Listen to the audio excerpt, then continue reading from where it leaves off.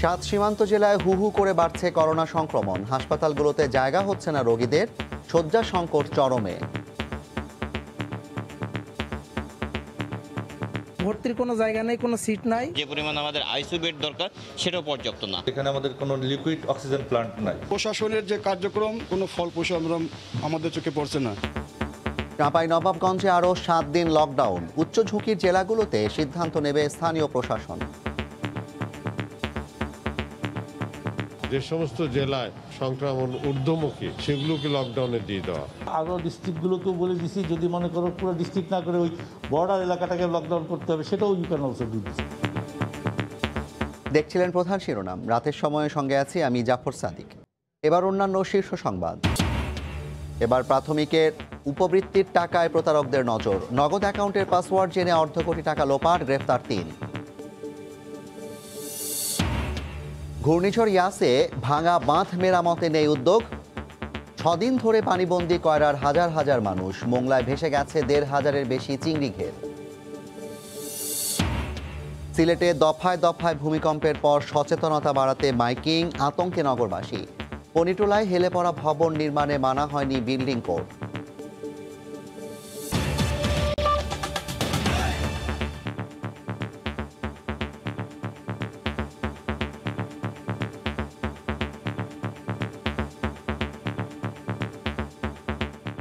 সীমান্তবর্তী 7 জেলায় হু হু করে বাড়ছে করোনা সংক্রমণ। হাসপাতালগুলোতে জায়গা হচ্ছে না করোনা রোগীদের। দেখা দিয়েছে শয্যা, আইসিইউ এবং অক্সিজেন সংকট। ভারতীয় ভ্যারিয়েন্টের সামাজিক সংক্রমণের আশঙ্কা করছেন চিকিৎসকরা। এদিকে চাঁপাইনবাবগঞ্জে 7 জুন পর্যন্ত বাড়ানো হয়েছে কঠোর লকডাউন। সারা দেশে আবারও করোনা আতঙ্ক। সীমান্তবর্তী জেলাগুলোতে মাসের প্রথম সপ্তাহের তুলনায় শেষে এসে দ্বিগুণ থেকে কোনো কোনো জেলায় 3 গুণ পর্যন্ত বেড়েছে সংক্রমণ। এই অবস্থার ভয়াবহতা ঠেকাতে লকডাউন ঘোষণা করা হয়েছে সীমান্তবর্তী জেলা সংলগ্ন গ্রামগুলোতেও। সীমান্তবর্তী জেলা নওগাঁয় গত কয়েকদিনে হু হু করে বেড়েছে করোনা আক্রান্তের সংখ্যা। সংক্রমণ নিয়ন্ত্রণে জেলার সবচেয়ে বেশি সংক্রমিত উপজেলা নিয়ামতপুরের একটি গ্রাম ও 2টি হাট বন্ধ করে লকডাউন ঘোষণা করেছে স্থানীয় প্রশাসন। সচেতনতা বাড়াতে এবং সামাজিক দূরত্ব নিশ্চিতে চলছে প্রশাসনের কড়া নজরদারি। বন্দরগুলোতে প্রশাসনের নজরদারি কঠোর না থাকায় এমন পরিস্থিতি বলে অভিযোগ সুশীল সমাজ এবং সাধারণ মানুষের। কখন যে কি হয় আমাদেরকে খুব আতঙ্কিত হয়ে আছি। এই পরিস্থিতিটা যদি আরো আগে মোকাবেলা করা যেত বা প্রশাসন যদি আরো আগে একটু তদারকি করতো, তাহলে আজকে যে হারে সংক্রমণ বাড়ছে সেটা হয়তো বাড়তো না। পরিবার থেকে পরিবারে যেন সংক্রমণ না ছড়ায়, তারা যেন তাদের আত্মীয় স্বজন পরিজন নিয়ে ভালো থাকতে পারেন, এজন্যই মূলত এই লকডাউন করা হয়েছে। গত 24 ঘন্টায় রাজশাহী মেডিকেল কলেজ হাসপাতালে 4 জন করোনা আক্রান্ত রোগী মারা গেছেন। এর মধ্যে 3 জন চাঁপাইনবাবগঞ্জ এবং 1 জন নওগাঁ জেলার। এরই মধ্যে 17টি আইসিইউ বেডের বিপরীতে রোগী ভর্তি আছেন 16 জন। হঠাৎই করোনা সংক্রমণের এই ঊর্ধ্বগতিতে আতঙ্কিত নগরবাসী। এরই মধ্যে আইসিইউ বাড়ানো সহ পরিস্থিতি মোকাবেলায় উদ্যোগ গ্রহণের কথা জানালেন চিকিৎসকরা। এই লকডাউনের সিদ্ধান্ত বা সুপারিশটা অনেক 15 দিন আগে হওয়া উচিত ছিল। রাজশাহী মেডিকেল কলেজ হাসপাতালে আমাদের মোট করোনা বেড ছিল 232টা, আমরা আরও 32টা 1 নম্বর ওয়ার্ডে বাড়াচ্ছি। আইসিইউ বেড আমরা 2টা ভেন্টিলেটর 17টা করছি। সীমান্ত জেলা সাতক্ষীরা এবং দিনাজপুরে করোনা রোগীর সংখ্যা উদ্বেগজনক হারে বাড়ছে। সাতক্ষীরায় এ মাসের প্রথম সপ্তাহে 12% রোগীর দেহে করোনার জীবাণু পাওয়া গেলেও শেষ সপ্তাহে তা বেড়ে দাঁড়িয়েছে 49%। সেই সাথে হাসপাতালগুলোতেও দেখা দিয়েছে চরম চিকিৎসা সংকট। বর্ডার যদি কড়া না করে তাহলে আপনার করোনা রোগী সবসময় বাড়তেই থাকবে। রোগী এখানে ভর্তির কোনো জায়গা নেই, কোনো সিট নাই এবং অক্সিজেন দেওয়ার কথা বলছিলাম, অক্সিজেনও ফাঁকা নাই। প্রশাসনের তৎপরতা লক্ষ্য করছি না। যে পরিমাণ আমাদের আইসিইউ বেড দরকার সেটাও পর্যাপ্ত না। প্রশাসনের যে কার্যক্রম কোনো ফলপ্রসূ আমাদের চোখে পড়ছে না। এখানে আমাদের কোনো লিকুইড অক্সিজেন প্ল্যান্ট নাই। লিকুইড অক্সিজেন প্ল্যান্ট যদি আমাদের এখানে হয় তাহলে আমাদের যে হাই ফ্লো অক্সিজেন সাপ্লাই সেটাও আমাদের নিশ্চিত করা যাবে। এই অবস্থায় দায়সারাভাবেই চলছে বন্দর কার্যক্রম। হিল স্থলবন্দর দিয়ে অবাধে চলাচল করছে ভারতীয় পণ্যবাহী ট্রাক। স্থলবন্দর দিয়ে ভারত ফেরত যাত্রীদের নমুনা সংগ্রহে প্রতিদিনই পাওয়া যাচ্ছে করোনা আক্রান্ত রোগী। ইন্ডিয়ান ভ্যারিয়েন্ট যেন সারা দেশে ছড়িয়ে না পড়ে স্থলবন্দরের এলাকা থেকে, এই জন্য আমরা এখানে প্রশাসনের পক্ষ থেকে সর্বোচ্চ সতর্কতা পদক্ষেপ গ্রহণ করেছি। এছাড়া যশোর, নাটোর, কুষ্টিয়া সহ সীমান্তবর্তী সব জেলাতেই বেড়েই চলেছে করোনা সংক্রমণের হার। সাদিয়া আফরিন, সময় সংবাদ। সীমান্তবর্তী জেলাগুলোর করোনা পরিস্থিতি এবং টিকা সংক্রান্ত নানা দিক নিয়ে কথা বলতে স্টুডিওতে আছেন রিপোর্টার মুজাহিদ শুভ। শুভ, আপনাকে স্বাগত জানাচ্ছি। শুভ, করোনা পরিস্থিতি আমরা যেটা দেখলাম যে সামাজিক সংক্রমণের আশঙ্কা করছেন বিশেষজ্ঞরা। ইতোমধ্যে রাজশাহীতে কিন্তু অনেক করোনা রোগীর মারা গেছে। তো কি অবস্থা সীমান্তবর্তী জেলাগুলোর? আপনাকে অসংখ্য ধন্যবাদ। আমরা প্রতিবেদনে যেটি দেখলাম যে বিভিন্ন হাসপাতালে যে রোগীদের চাপ, অক্সিজেন সংকট কিংবা মৃত্যুর যে হার, সেটি দেখেই কিন্তু অনুমেয় যে এই 7টি জেলাতে সংক্রমণের হার কিন্তু ব্যাপক। আপনাকে আরও একটি বিষয় বলি যে 7টি জেলার কথা আমরা আসলে বলছি, বাংলাদেশে, সারা বাংলাদেশে যখন সংক্রমণের হার যখন কমছে, গতকালকে যেটি ছিল 10% থেকে নেমে কিন্তু 9.41% চলে আসছে। সেই সময় নওগাঁ, নাটোর, রাজশাহী, কুষ্টিয়া, যশোর, খুলনা, সাতক্ষীরা অঞ্চলে কিন্তু অনেক বেশি। গতকালকে শুধু রাজশাহীতেই কিন্তু সংক্রমণের হার ছিল 40% ওপরে এবং অন্যান্য জেলাতে 15% থেকে 41% পর্যন্ত। তো এই অবস্থায় কিন্তু সরকারও অনেক ধরনের কঠোর সিদ্ধান্ত নিতে যাচ্ছে। তবে এই বাস্তবতায় বাকি এই যে 7টি উচ্চ সংক্রমণের জেলা, সেখানকার সার্বিক পরিস্থিতি জানতে আমরা সরাসরি চলে যাচ্ছি রাজশাহীতে। সেখানে আছেন আমাদের রিপোর্টার সাইফুর রহমান রকি। করোনার সংক্রমণ বেড়ে যাওয়ায় সীমান্তবর্তী জেলা চাঁপাইনবাবগঞ্জে আবারও বাড়ানো হয়েছে 7 দিনের কঠোর লকডাউন। সবশেষ 266 জনের নমুনা পরীক্ষায় 89 জনের শরীরে করোনা ভাইরাস ধরা পড়েছে। 7 জনের শরীরে ভারতীয় করোনার ভ্যারিয়েন্ট দেখা দেয় আতঙ্কিত হয়ে পড়েছে জেলার মানুষেরা। এদিকে রাজশাহী মেডিকেল কলেজ হাসপাতালে গত 24 ঘন্টায় 4 জন করোনা আক্রান্ত রোগী মারা গেছেন। এর মধ্যে 3 জনের বাড়ি চাঁপাইনবাবগঞ্জ জেলায় এবং 1 জন নওগাঁ জেলার। রাজশাহী মেডিকেল কলেজ হাসপাতালে 232টি শয্যা থাকলেও করোনার রোগী ভর্তি আছেন 205 জন। এছাড়া 17টি আইসিইউ শয্যার বিপরীতে এখানে রোগী ভর্তি আছেন 16টিতে। নাটোর জেলায় 230 জন করোনা পজিটিভ রোগী রয়েছেন। গত 24 ঘন্টায় এখানে 1 জন করোনা আক্রান্ত রোগী মারা গেছেন। নওগাঁয় চিকিৎসাধীন রয়েছেন 116 জন। চলতি সপ্তাহে যেখানে মারা গেছেন 4 জন। জেলায় কোনো আইসিইউ ইউনিট নেই। দিনাজপুরে গত 24 ঘন্টায় করোনা পজিটিভ হয়েছেন 33 জন। সর্বমোট করোনা রোগী এখানে আছেন 224 জন। Dinajpur M Abdur Rahman medical college হাসপাতালে আইসিইউ রয়েছে 14টি, রোগীও ভর্তি আছেন সেখানে 14 জন। সাতক্ষীরা মেডিকেল কলেজ হাসপাতালে 80 জন করোনা উপসর্গ নিয়ে ভর্তি রয়েছেন। সবশেষ রিপোর্ট অনুযায়ী 32 জন করোনা পজিটিভ রোগী এখানে আছেন। আইসিইউতে 8টি বেডের বিপরীতে 4 জন রোগী সেখানে মুমূর্ষ অবস্থায় ভর্তি আছেন। খুলনায় করোনা আক্রান্ত রোগীর সংখ্যা, সবশেষ তথ্য অনুযায়ী কোভিড হাসপাতালে 67 জন রোগী সেখানে চিকিৎসাধীন রয়েছেন, যার মধ্যে 11 জন আইসিইউতে রয়েছেন। সাইফুর রহমান রকি, সময় সংবাদ, রাজশাহী। এই বাস্তবতায় দিনভর আসলে স্বাস্থ্য মন্ত্রণালয়, স্বাস্থ্যমন্ত্রী, স্বাস্থ্য সচিব সবাই কিন্তু 7টি জেলায় কঠোর লকডাউনের সুপারিশ দিয়েছেন এবং বলে দেওয়া হয়েছে স্থানীয় প্রশাসনকে যে কোনো সময় তারা লকডাউন কার্যকর করতে পারেন। যদিও শুধুমাত্র চাঁপাইনবাবগঞ্জে আরও 1 দফা বাড়ানো হয়েছে এবং বাকি 6টা জেলার অপেক্ষায়। এবং একটি বিষয় বারবার বলা হচ্ছে যে আমের যে 3.5 কোটি টাকার ব্যবসা, সেটিকেও কিন্তু নজরে নেওয়া হচ্ছে। তবে আমরা খুব শীঘ্রই হয়তো জানতে পারবো কবে থেকে লকডাউন দেওয়া হবে। তো এই বাস্তবতায় আজকে সারাদিনের সরকারি পর্যায়ের যে মিটিং হয়েছে সেটার তথ্য জানতে আমরা দেখে আসবো এহসান জুয়েলের একটি রিপোর্ট। সীমান্তবর্তী জেলাগুলোতে ক্রমেই অবনতি হচ্ছে করোনা পরিস্থিতির। চাঁপাইনবাবগঞ্জে বিশেষ লকডাউন বেড়েছে আরেক দফা। পাশের জেলাগুলো থেকে আসছে নতুন নতুন আক্রান্তের খবর। এমন পরিস্থিতিতে স্বাস্থ্য অধিদপ্তরের বিশেষজ্ঞ কমিটি আরও 7টি সীমান্ত জেলায় শতভাগ লকডাউন কার্যকরের সুপারিশ করলেও সে চিঠি এখনো পায়নি মন্ত্রিপরিষদ বিভাগ। তবে স্থানীয় প্রশাসন, সিভিল সার্জন ও জনপ্রতিনিধিদের সমন্বয়ে যেখানে প্রয়োজন হবে দ্রুত লকডাউন কার্যকরের নির্দেশনা দেওয়া হয়েছে বলে জানান মন্ত্রিপরিষদ সচিব। জেলা প্রশাসন, তারপর সিভিল সার্জন, তারপর মেয়র সাহেবরা যারা আছেন বা স্থানীয় এমপি সাহেবরা যারা আছেন, ওনাদের উপরে আমরা এমনিও আগেও বলে দিচ্ছি। যেমন চাঁপাইনবাবগঞ্জ, এটা কিন্তু ওইখান থেকে আমাদের কাছে সাজেশন আসছে। আরও ডিস্ট্রিক্টগুলোকেও বলে দিছি, যদি মনে করো পুরো ডিস্ট্রিক্ট না করে ওই বর্ডার এলাকাটাকে লকডাউন করতে হবে, সেটাও you can also do this. একদিকে পরিস্থিতির অবনতি, অন্যদিকে টিকার সংকট। বিষয়টি গুরুত্ব পায় সোমবার প্রধানমন্ত্রী শেখ হাসিনার সভাপতিত্বে শুরু হওয়া মন্ত্রিসভার বৈঠকেও। দ্রুত টিকা পাওয়ার আশ্বাসের পাশাপাশি স্বাস্থ্যমন্ত্রী জানালেন, নতুন করে টিকা এলেই বিশ্ববিদ্যালয়ের শিক্ষার্থীদের অগ্রাধিকার ভিত্তিতে দেয়া শুরু হবে। ছাত্রদেরকে দেওয়ার ব্যবস্থা আমরা করব বিশেষ প্রায়োরিটির সাথে। আমরা তো চাইনিজে অর্ডারই করেছি 1.5 কোটি, তো 1.5 কোটি মানে 2 ডোজ করে দিতে হলে 75 লক্ষ আমরা দিতে পারবো।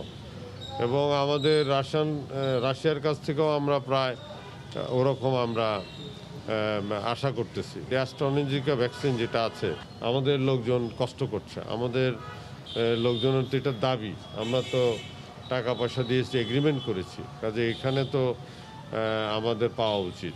সরকার মোট 5 কোটি মানুষকে টিকা দেওয়ার পরিকল্পনা করছে জানিয়ে মন্ত্রী বলেন, চীনের টিকা হাতে পেলে আবারও নিবন্ধন শুরু হবে। এহসান জুয়েল, সময় সংবাদ, ঢাকা। প্রতিবেদনটি দেখলেন। এখন এই বাস্তবতায় আসলে সবার অপেক্ষা টিকার দিকে, কখন মানুষ টিকা পাবে। যারা এখন পর্যন্ত রেজিস্ট্রেশন করেছেন কিন্তু টিকা পাননি, কিংবা কেউ আছেন যারা রেজিস্ট্রেশনও করেননি। আমরা প্রথমে জানবো হচ্ছে অ্যাস্ট্রাজেনেকার খবর। ভারত থেকে এখন পর্যন্ত আমরা মোট 1,02,00,000 টিকা পেয়েছি। এর মধ্যে টিকা প্রয়োগ করা হয়েছে, অর্থাৎ প্রথম ডোজ পেয়েছেন 58,20,015 জন এবং দ্বিতীয় ডোজ পেয়েছেন 41,61,714 জন।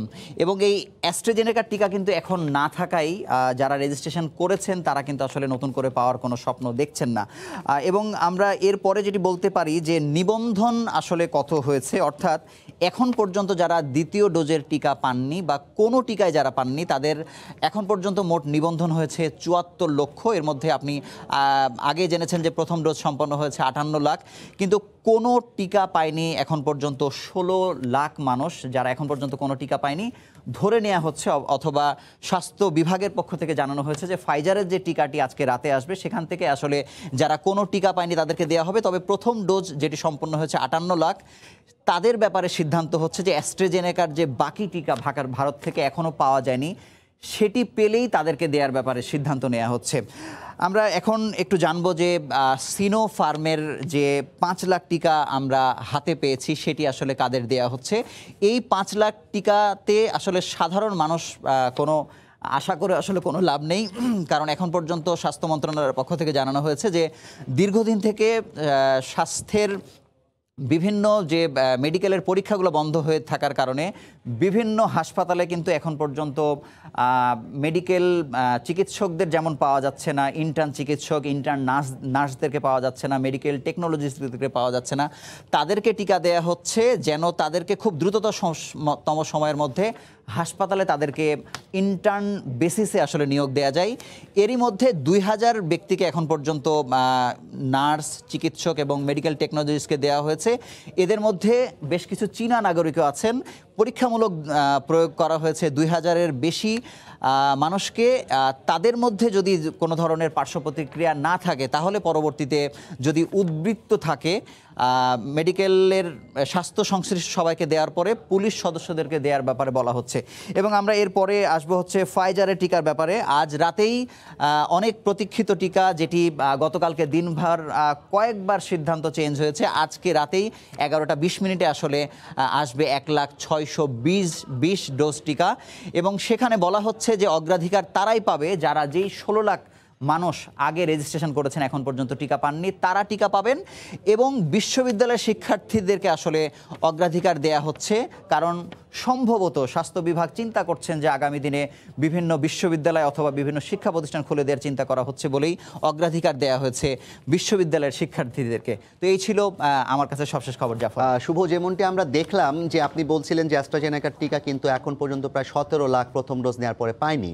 তো এই একটা গবেষণার রিপোর্ট আমরা প্রকাশ করেছিলাম সময় টেলিভিশনেই, যে দেখিয়েছিলাম যে ফাইজারের টিকা বিকল্প হিসেবে দ্বিতীয় ডোজ দেওয়া যায়। এই বিষয়টি নিয়ে ভাবছে কিনা স্বাস্থ্য মন্ত্রণালয়। দ্বিতীয় যে বিষয়টি, শিক্ষার্থীদের বলা হচ্ছে ফাইজারের টিকা দেওয়া হবে, কিন্তু মাত্র 1 লাখ ডোজ টিকা, মানে আপনি 50,000 শিক্ষার্থীকে দিতে পারবেন। তো 50,000 শিক্ষার্থী দিয়ে তো পুরো দেশ কভার করা যাচ্ছে না। আসলে আপনার এই কথার বিপরীতে আমি বলতে চাই, শুধুমাত্র আমরা যে 1,620,000 ডোজ টিকার দিকেই যে অপেক্ষা করে আছি তা না। সরকার কিন্তু একই সাথে রাশিয়ার সাথে যোগাযোগ করছে, রাশিয়ার স্পুটনিক ভি নেবার জন্য। অ্যাস্ট্রাজেনেকার যে আমাদের টিকা বিপুল সংখ্যক বাকি আছে সেটা আমরা নেওয়ার অপেক্ষা করছি, এবং একই সাথে চীনের সিনোফার্মের আরও টিকা কয়েক ধাপে নিয়ে আসা হবে। তো সেক্ষেত্রে বিশ্ববিদ্যালয়ের শিক্ষার্থীদেরকে অগ্রাধিকার দেওয়া হলেও পরবর্তীতে সাধারণ মানুষও কিন্তু ধীরে ধীরে এই টিকা পেতে থাকবে। তো এই ছিল আমার কাছে সব। অনেক ধন্যবাদ শুভ আপনাকে। দর্শক, মুজাহিদ শুভ আমাদের সঙ্গে যুক্ত হয়েছিলেন স্টুডিওতে, জানাচ্ছিলেন যে সীমান্তবর্তী জেলাগুলোতে করোনার যে সংক্রমণ এবং পরবর্তীতে যে টিকা কার্যক্রম চলছে দেশে সে বিষয়ে বিস্তারিত। এবার প্রাথমিকের উপবৃত্তির টাকার ওপর নজর পড়েছে প্রতারকদের। মন্ত্রণালয় শিক্ষা বোর্ডের কর্মকর্তা পরিচয়ে অভিভাবকদের নগদ অ্যাকাউন্টের পাসওয়ার্ড কৌশলে জেনে নিয়ে প্রথম থেকে পঞ্চম শ্রেণীর শিক্ষার্থীদের উপবৃত্তির টাকা হাতিয়ে নিচ্ছে একটি চক্র। মোবাইল ব্যাংকিং সেবা নগদের মামলায় প্রতারক চক্রের 3 জনকে গ্রেফতারের পর পুলিশ বলছে গেল 4 মাসে কোমলমতি শিক্ষার্থীদের প্রায় অর্ধ কোটি টাকা হাতিয়ে নিয়েছে তারা। বুলবুল রেজার রিপোর্ট। প্রাথমিক বিদ্যালয়ের শিক্ষার্থীদের উপবৃত্তি বিতরণে গেল বছরের ডিসেম্বরে নগদের সঙ্গে চুক্তি করে প্রাথমিক শিক্ষা অধিদপ্তর। চুক্তি অনুযায়ী প্রতি 4 মাস পর একজন শিক্ষার্থীর মায়ের নগদ অ্যাকাউন্টে চলে যাবে উপবৃত্তি বাবদ 450 টাকা। কোমলমতি শিক্ষার্থীদের উপবৃত্তির টাকার উপরও নজর পড়েছে প্রতারকদের। সম্প্রতি মন্ত্রণালয়ের বিভিন্ন কর্মকর্তাদের পরিচয় দিয়ে একটি চক্র সুবিধাভোগীদের ফোন করে কৌশলে নিয়ে নিচ্ছে তাদের পিন ও ওয়ান টাইম পাসওয়ার্ড বা ওটিপি, হাতিয়ে নিচ্ছে টাকা।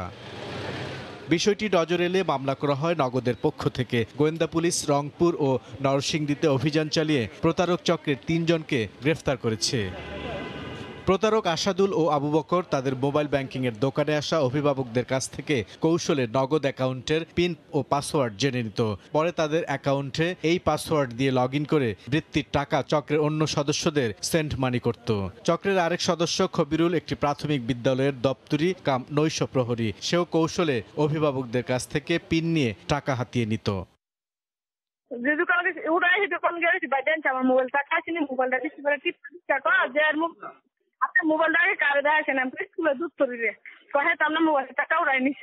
গেল 4 মাসে প্রায় অর্ধ কোটি টাকা হাতিয়ে নেওয়ার তথ্য পেয়েছে পুলিশ। প্রতারণা আপনি যেই কৌশলেই করেন না কেন, বাংলাদেশ পুলিশ এই ক্ষেত্রে যথেষ্ট সক্ষম আপনাদের প্রতারকদেরকে আইডেন্টিফাই করে আইনের আওতায় আনার জন্য। প্রতারকদের হাত থেকে নগদ গ্রাহকদের সুরক্ষা পেতে তাদেরকে সতর্ক হওয়ার পাশাপাশি নিজেদের নজরদারি বাড়ানোর কথা বলছে প্রতিষ্ঠানটি। যারাই প্রতারণা করার চেষ্টা করছেন, আমরা প্রযুক্তি ব্যবহার করে তাদেরকে ধরার চেষ্টা করছি।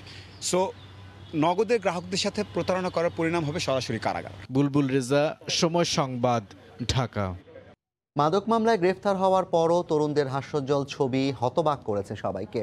কোর্টে হাজির করার পরও তাদের আচরণ এতটুকুও বদলায়নি। সমাজবিজ্ঞানীরা বলছেন মাদকের প্রভাব এতটাই পড়েছে যে কারণে হিতাহিত জ্ঞান হারিয়েছেন তারা। এদিকে এলএসডি মাদকের দায়ে গ্রেফতার বেসরকারি বিশ্ববিদ্যালয়ের 5 তরুণকে 5 দিন করে রিমান্ডে পাঠিয়েছেন আদালত। দৃশ্যটি ভয়াবহ। মাদক এলএসডি সহ হাতে নাতে গ্রেফতার 5 তরুণের। রোববার সন্ধ্যায় পল্টন থানায় যখন তাদের নেওয়া হয় তখন সবার মুখেই ছিল হাসি। এমনকি সোমবার দুপুরে যখন আদালতে তোলা হয় তখনও বদলায়নি তাদের আচরণ। অপরাধ বোধ তো দূরের কথা, তাদের মধ্যে যেন কোনো অনুশোচনাও নেই। এমনকি রিমান্ড মঞ্জুরের পরও তাদের চেহারায় নেই উদ্বিগ্নের কোনো ছাপ। আইনজীবীরাও হতবাক। তারা বলছেন বহু আসামি দেখেছেন, কিন্তু এরকম বিকারগ্রস্ত আসামি কোনোদিন তারা দেখেননি। যেহেতু তাদের বাবা মারা অনেক টাকাওয়ালা এবং তারা মনে করছে এই মামলা কিছুই হবে না, হয়তো অচিরেই তারা আবার খালাস পাবে বা মুক্তি পাবে। পরিণতি সম্পর্কে তাদের কোনো জ্ঞান নাই, সে কারণেই আজকে তারা বাবলেশহীন অবস্থায় এবং হাসি খুশি অবস্থায় আছে, আমরা সেটাই লক্ষ্য করেছি। অপরাধীর মনস্তত্ত্ব নিয়ে কাজ করেন এমন একজন সমাজবিজ্ঞানী বলছেন মাদকের প্রভাবে তাদের এই আচরণ, যা সমাজ ও রাষ্ট্রের জন্য অশনি সংকেত। এটা একটা ভয়াবহ দৃশ্য, কারণ এটা দেখাচ্ছে যে যদি তারা সত্যি ওই মুহূর্তে ওই মাদকের দ্বারা প্রভাবিত হয়ে থাকে, তারপরে তাদের হিতাহিত জ্ঞান নেই এবং তাদের মধ্যে সেই লজ্জা কিংবা ভীতি কোনোটাই কাজ করছে না। সুতরাং এটা একটা বড় রকমের অশনি সংকেত আমাদের জন্য। তাই তরুণ সমাজ, বিশেষ করে শিক্ষার্থীদের মাদকের হাত থেকে বাঁচাতে পরিবার, সমাজ, রাষ্ট্রকে সচেতনতার সঙ্গে আরও কঠোর হওয়ার পরামর্শ সমাজবিজ্ঞানীদের। নাজমুস সালেহী, সময় সংবাদ, ঢাকা। রাতের সময় আরও থাকছে। কাতারে বাংলাদেশের বিশ্বকাপ বাছাই ম্যাচ নিয়ে উচ্ছ্বসিত প্রবাসী বাংলাদেশিরা। আফগানিস্তানের বিপক্ষে জামাল ভুঁইয়াদের জয়ের প্রত্যাশা। বিএনপি চেয়ারপারসন বেগম খালেদা জিয়ার বিদেশে চিকিৎসার বিষয়ে সরকার বিধিনিষেধ আরোপ করে তাকে বন্দী করে রেখেছে বলে অভিযোগ করেছেন দলটির শীর্ষ নেতারা।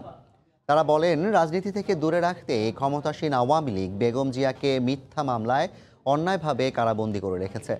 সকালে বিএনপির প্রতিষ্ঠাতা মরহুম রাষ্ট্রপতি জিয়াউর রহমানের মৃত্যুবার্ষিকী উপলক্ষে নয়াপল্টনে দলের কেন্দ্রীয় কার্যালয়ে আলাদা অনুষ্ঠানে এই কথা বলেন তারা। দেশনেত্রী বেগম খালেদা জিয়া অন্যায়ভাবে কারাগারে আবদ্ধ হয়ে আছেন। আমরা তার কারামুক্তি দাবি করি, যে বাংলাদেশের অন্য যে কোনো মানুষের মতো তিনিও যেন তার প্রয়োজনীয় চিকিৎসার জন্য বাইরে যাওয়ার সুযোগ পান। অন্যায়ভাবে এই ব্যাপারে যে বিধিনিষেধ আরোপ করা হয়েছে সেটা যেন প্রত্যাহার করা হয়। দেশনেত্রী বেগম খালেদা জিয়া অসুস্থ অবস্থায় আজকে বন্দী অবস্থায় হসপিটালে আছেন। তার চিকিৎসার সুযোগ চেয়েছিলাম আমরা তাকে বিদেশে নেওয়ার জন্য। আমরা জানিয়ে নিতে পারতাম কিনা, তবে তার সেই অনুমতিটা দেয় নাই। বিএনপি চেয়ারপারসন বেগম খালেদা জিয়া দেশেই সুচিকিৎসা পাচ্ছেন বলে মন্তব্য করেছেন আওয়ামী লীগের যুগ্ম সাধারণ সম্পাদক ও তথ্যমন্ত্রী ডক্টর হাসান মাহমুদ। দুপুরে জাতীয় প্রেস ক্লাবে বিশ্ব মাদকমুক্ত দিবস উপলক্ষে এক অনুষ্ঠানে তিনি একথা বলেন। এ সময় তিনি বলেন, বেগম জিয়াকে বিদেশ পাঠানোর দাবি অমূলক। বেগম খালেদা জিয়া যাতে সর্বোচ্চ চিকিৎসা বাংলাদেশে পান সেটির জন্য সরকার সমস্ত পদক্ষেপ গ্রহণ করেছে। তার পছন্দনীয় হাসপাতালে তার পছন্দনীয় ডাক্তারদের মাধ্যমে তিনি চিকিৎসা পাচ্ছেন এবং তিনি সুচিকিৎসা পাওয়ার কারণেই কিন্তু তিনি সুস্থ হয়ে উঠেছেন, সুস্থ হয়ে উঠছেন। তার যে শারীরিক সমস্যাগুলো, এগুলোর চিকিৎসা তিনি আজকে 20 বছর ধরে নিচ্ছেন এবং সেগুলো দেশেই সেগুলোর সমস্ত চিকিৎসা আছে। তো বিদেশে নেওয়ার দাবিটা অমূলক। ঘূর্ণিঝড় ইয়াসের পর 6 দিন পেরিয়ে গেলেও পানিতে ভাসছে খুলনার কয়রায় হাজার হাজার মানুষ। বাঁধ সংস্কার না হওয়ায় একে একে ডুবছে গ্রামের পর গ্রাম। বিশুদ্ধ পানি ও খাদ্য সংকটে অসহায় জীবনযাপন করছেন পানিবন্দীরা। তরিকুল ইসলামের প্রতিবেদন, ক্যামেরায় ছিলেন নিয়ামুল হোসেন কোচি। চারিদিকে থই থই পানি। খুলনার কয়রা উপজেলার বাগাল ইউনিয়নের দক্ষিণ ঘুগরাকাটি গ্রামের শিলারানী ছুটছেন খাবার পানি ও রান্নার খাবার জোগাড় করার জন্য। শুধু শিলারানী নয়, এরকম অনেকেই বেঁচে থাকার তাগিদে চোখের জল নিয়ে অনেকেই ছুটছেন খাবার ও পানির সন্ধানে। বাঁধ সংস্কার না হওয়ায় এক প্রকার জীবন যুদ্ধে নেমেছেন কয়রা উপজেলার 3টি ইউনিয়নের প্রায় 30,000 মানুষ। এই মুহূর্তে 26টি গ্রাম এখন পানির নিচে। মানবিক সহায়তার পাশাপাশি দ্রুত লোনা পানি প্রবেশ বন্ধের দাবি জানিয়েছেন পানিবন্দী মানুষেরা। আমাদের বাড়িতে জল উঠে ডুবে গেছে সব, আমরা হগলার থেকে জল নিয়ে আসতেছি। মাছ মুড়িয়ে মাছের গন্ধতে টিকা যাচ্ছে না, সব ডায়রিয়া হয়ে গেছে। এসব মানুষের উপার্জনে নেমে এসেছে খড়গ। মাঠে ছিল ধান, ঘেরে ছিল মাছ, সবই এখন পানির নিচে।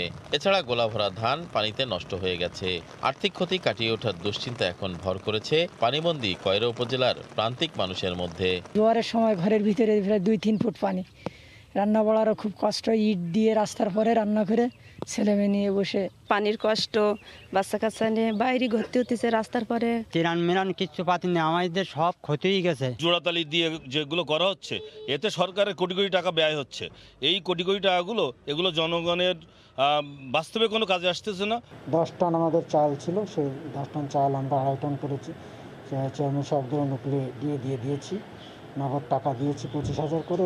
গত 26 মে অতিরিক্ত পানির চাপে ভেঙে যায় কয়রা উপজেলার মহারাজপুর ইউনিয়নের দশালিয়া গ্রামের বেড়িবাঁধের বেশ কিছু স্থান। তরিকুল ইসলাম, সময় সংবাদ, খুলনা। সিলেটে 8 বার ভূমিকম্পে আতঙ্কগ্রস্ত নগরবাসীর দুর্যোগে করণীয় বিষয়ে নগর জুড়ে মাইকিং করা হচ্ছে। অন্যদিকে সিটি কর্পোরেশনের নির্দেশে ঝুঁকিপূর্ণ 6টি মার্কেট সহ 21টি সরকারি বেসরকারি ভবনের সব কার্যক্রম 10 দিনের জন্য বন্ধ করা হয়েছে। বিস্তারিত ইকরামুল কবিরের রিপোর্টে ছবি তুলেছেন নৌশাদ আহমেদ চৌধুরী। ভূমিকম্পের ঝুঁকি মোকাবেলা প্রত্যেক নাগরিকেরই নিজ নিজ দায়িত্বের অংশ। ভূমিকম্প থেকে রক্ষায় সিটি কর্পোরেশনের পক্ষ থেকে জনসচেতনতামূলক প্রচারণা চালানো হচ্ছে নগর জুড়ে। পাশাপাশি 2019 সালে চিহ্নিত নগরীর 6টি মার্কেট সহ 21টি ভবন 10 দিনের জন্য সিটি কর্পোরেশনের নির্দেশনায় সোমবার সকাল থেকে বন্ধ রেখেছেন ব্যবসায়ীরা। লাইফের সিকিউরিটির প্রশ্নের কারণে আমরা, যেহেতু একটা লোক এখানে সমাগম হয়, এইটার কারণে আমরা এটা টেম্পোরারি রিজো করছি। যদি দেখা যায় ম্যাক্সিমাম ঝুঁকিপূর্ণ, তাহলে সেই ক্ষেত্রে আমরা রিমুভ করে ফেলব। এদিকে নগরীর পনিটুলায় যে ভবনটি হেলে পড়ায় আতঙ্ক দেখা দিয়েছিল, সিটি কর্পোরেশন সহ বিভিন্ন সংস্থার পর্যবেক্ষণে তা ঝুঁকিমুক্ত ঘোষণা করা হলেও ভবনটি নির্মাণের সময় বিল্ডিং কোড মানা হয়নি বলে জানা গেছে। যেগুলো নির্মাণ বিধি মোতাবেক নিয়মিত হচ্ছে না, সেগুলো আমাদের নিয়মিত কাজেরই অংশ। আমরা নোটিশ দিয়ে থাকি, আমরা অনেক সময় উচ্ছেদও করে থাকি, ভেঙে থাকি। আমরা এখন এটা জোরালোভাবে আমরা আরও প্রচেষ্টা চালাবো। সিলেট নগরীতে বিল্ডিং কোড না মেনে নির্মাণ করা এবং ঝুঁকিপূর্ণ ভবন উচ্ছেদ অভিযানে নামবে সিটি কর্পোরেশন, এমনটি জানিয়েছেন সিটি মেয়র। ইকরামুল কবির, সময় সংবাদ, সিলেট। জাতীয় পরিচয়পত্রের তথ্য হালনাগাদ থেকে শুরু করে ভোটার তালিকা প্রস্তুত সবই করতে হয় নির্বাচন কমিশনের কর্মকর্তাদের। এনআইডি স্বরাষ্ট্র মন্ত্রণালয়ে হস্তান্তর হলে এ নিয়ে ব্যাপক জটিলতা তৈরি হবে বলে মনে করেন ইসি কর্মকর্তারা। তবে তথ্য সম্প্রচার মন্ত্রী বলছেন, নির্বাচন কমিশন নয়, সরকারের নিয়ন্ত্রণেই থাকতে হবে এনআইডি। মন্ত্রিপরিষদ থেকে এনআইডি হস্তান্তরের উদ্যোগের পর থেকেই এর বিরোধিতা করে আসছিল নির্বাচন কমিশন। ইসি কর্মকর্তারা মনে করেন, এনআইডি অন্য কারো নিয়ন্ত্রণে গেলে ভোটার হওয়ার ক্ষেত্রে জনগণের আগ্রহে নেতিবাচক প্রভাব পড়বে। ভোটার তালিকা নিয়েও সংশ্লিষ্ট মন্ত্রণালয়ের সাথে বোঝাপড়ায় সমস্যা হবে। একই সঙ্গে বিড়ম্বনায় পড়তে হবে জনবল কাঠামো নিয়ে। এনআইডি ইসির কাছেই থাকা উচিত, এ নিয়ে সোমবার দিনব্যাপী প্রস্তুত করা হয় নির্বাচন কমিশনের বক্তব্য। লিখিত এসব যুক্তি তুলে ধরা হবে মন্ত্রিপরিষদের কাছে। আমরা বাস্তব প্রেক্ষাপটটা তুলে ধরছি যে কীভাবে এনআইডির কাজ হয়, কী ধরনের হয়, এনআইডিটা কীভাবে এখানে আসলো, সেই বিষয়গুলো নিয়ে গেলে কি কি অসুবিধা হতে পারে। কারণ এখন তো এনআইডির আলাদা নিজস্ব কোনো জনবল নাই। আমাদের উপজেলা অফিসাররাই এনআইডির যে কাজগুলো উপজেলা পর্যায় পর্যন্ত ওখানে উপজেলা অফিসার এবং জেলা অফিসাররাই কাজ করে। তবে তথ্য ও সম্প্রচার মন্ত্রী বলছেন, এনআইডি স্বরাষ্ট্র মন্ত্রণালয়ের কাছে হস্তান্তর করাই যৌক্তিক। নির্বাচন কমিশন থেকে যে আশঙ্কার কথা বলা হয়েছে সেটি আসলে অমূলক।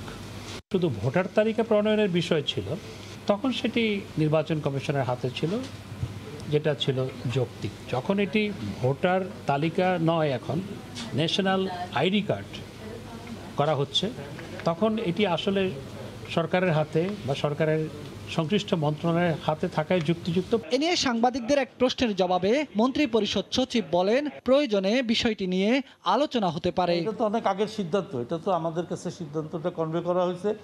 আমরা অ্যালোকেশন অফ বিজনেস দেখছি, এরপরেও প্রয়োজন হলে আমরা আবার মিটিং করব, দেখি কি হয়। এনআইডি কার্যক্রম ছেড়ে দিয়ে স্বরাষ্ট্র মন্ত্রণালয়ের কাছে হস্তান্তর করতে গত 24 মে নির্বাচন কমিশনকে চিঠি দেয় মন্ত্রিপরিষদ বিভাগ। যদিও নির্বাচন কমিশন বলছে এটি তাদেরই উদ্ভাবন। বেলায়েত হোসাইন, সময় সংবাদ, ঢাকা। ভারতের করোনা পরিস্থিতির খবর। মহারাষ্ট্র, তামিলনাড়ু ও দিল্লির মতো ভারতের পশ্চিমবঙ্গেও চলছে লকডাউন। এতে গেল 2 সপ্তাহে কমছে করোনা সংক্রমণ ও মৃত্যুর হার। এদিকে সরকারি উদ্যোগের পাশাপাশি করোনাকালীন সংকটে এগিয়ে এসেছে বেসরকারি প্রতিষ্ঠানগুলো। কলকাতা থেকে বিশ্বজিৎ দাসের ক্যামেরায় সুব্রত আচার্যের রিপোর্ট। পশ্চিমবঙ্গে প্রথম দফার লকডাউন শেষে মঙ্গলবার থেকে আবারও শুরু হচ্ছে কঠোর বিধিনিষেধ। এতে কলকাতা সহ সর্বত্রই রাস্তাঘাট ফাঁকা, বন্ধ রয়েছে দোকানপাটও। করোনায় মৃত্যুর ভয়ে সরকারকে যখন লকডাউন করে সংক্রমণ রুখতে হচ্ছে, তখনই অর্থনৈতিক সমস্যার কারণে জীবন জীবিকার নতুন সংকট তৈরির আশঙ্কাও সাধারণ মানুষের। কিন্তু একেবারে এইভাবে বন্ধ করলে তো আমরা কখনো তো এমনিতে মাটিতেই আছি, আরও মাটির তলায় চলে। অন্যান্য রাজ্যে অক্সিজেন সংকট থাকলেও ব্যতিক্রম পশ্চিমবঙ্গ। সংকট তৈরি হওয়ার আগেই বেসরকারিভাবে নানা প্রতিষ্ঠানের পক্ষ থেকে নেওয়া হয়েছে উদ্যোগ। তৈরি হচ্ছে অক্সিজেন হাবও। গেল 15ই মে থেকে মমতা সরকার পশ্চিমবঙ্গে লকডাউন জারি করে। লকডাউন শুরুর আগে দৈনিক সংক্রমণ ছিল গড়ে প্রায় 18,000, সেটা এখন কমে দাঁড়িয়েছে 11,000-এ। সুব্রত আচার্য, সময় সংবাদ, পশ্চিমবঙ্গ, ভারত। ঢাকা প্রিমিয়ার লিগের খবর। দীর্ঘদিন পর শুরু হওয়া ডিপিএলে শুভ সূচনা করেছে সাকিবের মোহামেডান। শাইনপুকুরের বিপক্ষে 3 উইকেটের জয় পেয়েছে সাদা কালোরা। ম্যাচ সেরা হয়েছেন অধিনায়ক সাকিব। শ্রীলঙ্কার বিপক্ষে সিরিজে ব্যাটে বলে অনেকটাই নিষ্প্রভ ছিলেন সাকিব, তবে ডিপিএলের শুরুতেই জ্বলে উঠেছেন বিশ্বসেরা অলরাউন্ডার। বিকেএসপিতে টস হেরে আগে ব্যাটিংয়ে নেমে নির্ধারিত 20 ওভারে 6 উইকেটে 125 রান সংগ্রহ করে শাইনপুকুর। 2টি করে উইকেট নেন সাকিব ও ইয়াসিন আরাফাত। জবাবে ইমনের 39 ও সাকিবের 29 রান সত্ত্বেও জয়ের জন্য শেষ ওভার পর্যন্ত অপেক্ষা করতে হয়েছে মোহামেডানকে। এদিকে মিরপুরে টস জিতে ব্যাটিংয়ে নেমে আবাহনীর নিয়ন্ত্রিত বোলিংয়ে দ্রুত গতিতে রান তুলতে পারেনি পার্টেক্স স্পোর্টিং ক্লাব। তাসামুলের 50-তে 5 উইকেটে 120 রান করে তারা। তাইজুল ও রানা 2টি করে উইকেট নেন। জবাবে বৃষ্টি আইনে আবাহনীর সামনে টার্গেট দাঁড়ায় 10 ওভারে 70 রান। মুশফিকুর রহিমের 38 রানের ইনিংসে ভর করে 3 উইকেট হারিয়ে লক্ষ্যে পৌঁছে যায় আবাহনী। ম্যাচ সেরা হয়েছেন অধিনায়ক মুশফিক। বিশ্বকাপ বাছাই পর্বের খবর। কাতারে বাংলাদেশে বিশ্বকাপ বাছাই ম্যাচ নিয়ে উচ্ছ্বসিত প্রবাসী বাংলাদেশিরা। তাদের বিশ্বাস, খেলাগুলোয় ভালো করবে বাংলাদেশ। শুধু তাই নয়, আফগানিস্তানের বিপক্ষে ম্যাচে জয় দিয়ে শুভ সূচনা করবে জামাল ভুঁইয়ারা, এমনটাই তাদের প্রত্যাশা। কাতার প্রতিনিধি আনোয়ার হোসেন মামুনের পাঠানো তথ্য ও ছবি নিয়ে রিপোর্ট। বিশ্বকাপের বাছাই পর্ব ও এএফসি এশিয়ান কাপের গুরুত্বপূর্ণ 3টি ম্যাচ খেলতে এখন দোহায় অবস্থান করছে বাংলাদেশ জাতীয় ফুটবল দল। কাতার ইউনিভার্সিটি মাঠে প্রায় ৪৫ ডিগ্রি সেলসিয়াস তাপমাত্রায় প্রতিদিন অনুশীলনে ব্যস্ত সময় পার করছে জামাল ভুঁইয়ারা। বাংলাদেশ দল কাতার খেলতে আসায় ব্যাপক উৎসাহ উদ্দীপনা বিরাজ করছে এখানকার বাংলাদেশি কমিউনিটিতে। আগামী ৩ জুন আফগানিস্তানের সঙ্গে বাংলাদেশ জয় দিয়ে বিশ্বকাপের বাছাই পর্বের শুভ সূচনা করবে বলে প্রত্যাশা প্রবাসী বাংলাদেশিদের। আমরা যারা কাতারে বাংলাদেশিরা আসি সবাই অনেক আনন্দিত এবং উৎফুল্ল। ইনশাল্লাহ আগামী ৩ তারিখ আমরা আফগানিস্তানের সাথে খেলব, আমরা ইনশাল্লাহ জয়লাভ করব। কাতার বিশ্বকাপ বাছাই পর্বে খেলার জন্য বাংলাদেশ টিম এসেছে। আমরা আনন্দিত। 3টি ম্যাচ অনুষ্ঠিত হবে। আমরা আশা করি আমরা জয়লাভ করব। আব্দুল্লাহ বিন খলিফা স্টেডিয়ামে আগামী ৩ জুন আফগানিস্তান, 7 জন ভারত, 15 জন ওমানের সাথে বিশ্বকাপের বাছাই পর্বের ম্যাচগুলো অনুষ্ঠিত হবে। কাতারের করোনা পরিস্থিতি নিয়ন্ত্রণে থাকায় খেলাগুলো নির্বিঘ্নে হবে বলে প্রত্যাশা প্রবাসীদের। খেলা দেখার জন্য আমরা 3 তারিখ অপেক্ষা করি। ইনশাআল্লাহ 3 তারিখ কাতার আফগানিস্তানের সাথে বাংলাদেশ টিম জয়লাভ করবে। যদিও স্টেডিয়ামে বসে খেলাগুলো দেখতে পারবেন কিনা দর্শকরা তা এখন পর্যন্ত জানায়নি কাতার সরকার। সময় সংবাদ, কাতার। এ পর্যায়ের শীর্ষ সংবাদ জানিয়ে দিচ্ছি আরেকবার। 7 সীমান্ত জেলায় হু হু করে বাড়ছে সংক্রমণ। হাসপাতালে শয্যা সংকট চরমে। চাঁপাইনবাবগঞ্জে আরও 7 দিন লকডাউন। প্রয়োজনে সিদ্ধান্ত নেবে স্থানীয় প্রশাসন। এবং এবার প্রাথমিকের উপবৃত্তির টাকায় প্রতারকদের নজর। নগদ অ্যাকাউন্টের পাসওয়ার্ড জেনে অর্ধ কোটি টাকা লোপাট, গ্রেফতার 3। এই ছিল রাতের সময়। সঙ্গে থাকুন সময়।